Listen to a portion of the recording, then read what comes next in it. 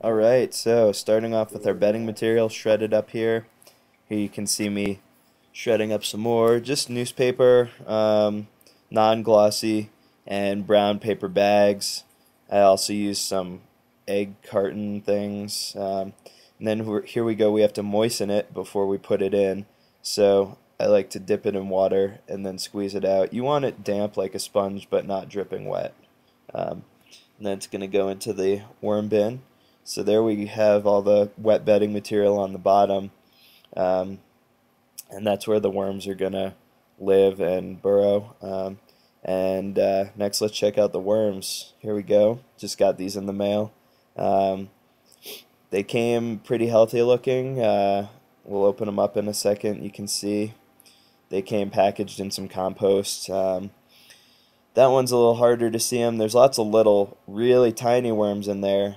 There's a couple bigger ones all mixed in. So those are just going to go right in there. And then we're going to put some food scraps in with them too.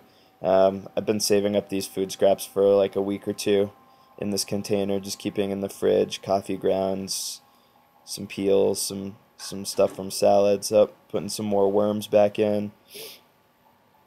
I think I actually put the majority of the worms right below the food before I put the food in there. And then, as you'll see, or maybe not, I put some worms on top of the food just so that they can move around. There's the second container with some more worms. So you got to start them off with some sort of organic material, from what I understand. In this case, some compost that they're already living in. And you can actually add some potting soil too.